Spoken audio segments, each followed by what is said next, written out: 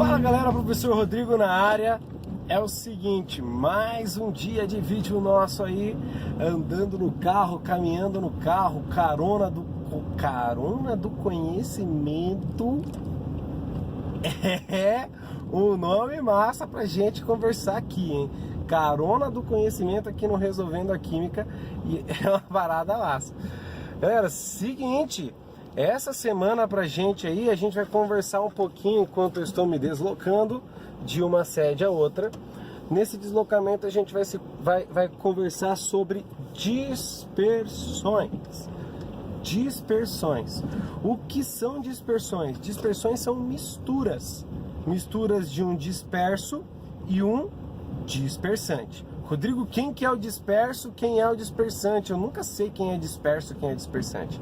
Cara, a dica que eu te dou é, pensa aquela aula que você tá... Não fala, só pensa. Aquela aula que você fica... perdidaço. O que você tá nessa aula? Você tá disperso. E quem está dispersando? A aula, o todo. Então, se eu pensar num sal dissolvido na água do mar, quem é o disperso? O sal. E quem é o dispersante? A água do mar, certo? Então, eu tenho o disperso e o dispersante. Muito bem. As dispersões, elas podem ser divididas em três. E essa classificação das dispersões, elas dependem do tamanho do disperso, do tamanho das partículas do disperso. O primeiro tipo de dispersão são as suspensões. As suspensões são aquelas em que as partículas do disperso são muito grandes, maiores que 1000 nanômetros. 1000 nanômetros eu já consigo observar o olho nu, então maior que 1000 nanômetros eu já consigo ver. São misturas heterogêneas, como é o caso, por exemplo, de água e areia, tá? É uma suspensão. O disperso é muito maior que 1000 nanômetros. O segundo tipo de dispersão são os coloides. Velho, coloide é uma parada sinistra, porque nos coloides, primeira coisa, eu tenho uma relação entre disperso e dispersante, e nos coloides o disperso ele tem um tamanho aí entre 1 nanômetro e 1000 nanômetros. E dependendo da interação eu posso ter coloides mais estáveis e menos estáveis. Mas os coloides é interessante porque muita gente acha que eles são misturas homogêneas, e na verdade os coloides são heterogêneos. Eu consigo ver o disperso não a olho nu, mas eu consigo ver com um microscópio. Então, os coloides são misturas aí heterogêneas. Exemplo de coloide, para você ter uma ideia, nevoeiro. Aquela poluição que você, não sei se você consegue ver no vídeo aqui atrás, você consegue ver uma névoa. Essa névoa é um coloide.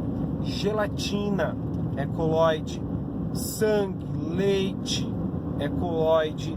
A gente tem creme de leite, vidros, aqueles vitrais de igreja colorida, aquilo é um coloide. Então, a gente tem muito exemplo de coloide, muito exemplo mesmo de coloide. Mas o mais bacana dos coloides é que, apesar da gente conhecer vários e nem saber que eles são coloides, é um efeito chamado efeito Tyndall. O efeito Tyndall é o espalhamento da luz. O efeito Tyndall é a luz se espalhar pelo coloide. Por isso que na estrada tem umas placas, deixa eu ver se nessa estrada tem placa, daí eu aviso vocês, dizendo assim, em caso de nevoeiro, use luz baixa. Por que eu vou usar a luz baixa? Porque se eu jogar a luz alta no nevoeiro, a luz se espalha. Efeito Tyndall. Toma bastante cuidado com isso, por favor. Vou até deixar um link para vocês aí, para você ver lá na Academia de Cientistas, eu explicando melhor essa ideia de coloide. Beleza? E a suspensão e o coloide são misturas heterogêneas, guarda essa. O terceiro tipo de dispersão são as soluções, onde o disperso ele tem um tamanho menor que 1 nanômetro. É muito pequenininho, galera, é muito pequeno mesmo, menor que 1 nanômetro. Então, eu não consigo ver nem com microscópio menor que 1 nanômetro. Essas são as misturas homogêneas. Então, quando eu tiver uma dispersão onde o disperso é menor que 1 nanômetro, eu tenho misturas homogêneas, são as soluções. Beleza? Então cuida com essas três classificações. O que aparece aí pra gente discutir em provas, por exemplo? separação dessas dispersões. Como é que eu separo uma suspensão? Uma suspensão é interessante para a gente separar porque é uma mistura heterogênea. Então eu posso separar por decantação, eu posso separar por centrifugação, por filtração. Então eu posso separar por essas técnicas, diferente dos colóides. Dependendo da sua estabilidade, eu não posso separar por decantação. Colóide não decanta. Dependendo da sua estabilidade, pode levar anos e ainda assim vai ficar lá sem decantar. Agora, eu posso acelerar, no caso de colóides que não tem tanta estabilidade como o sangue, eu posso centrifugar e eu consigo separar por centrifugação, certo? Então toma cuidado, os colóides eu dependo aí da sua estabilidade para saber como separar. E as soluções? As soluções eu vou separar por técnicas de separação de misturas homogêneas, como destilação fracionada, fusão fracionada e liquefação fracionada.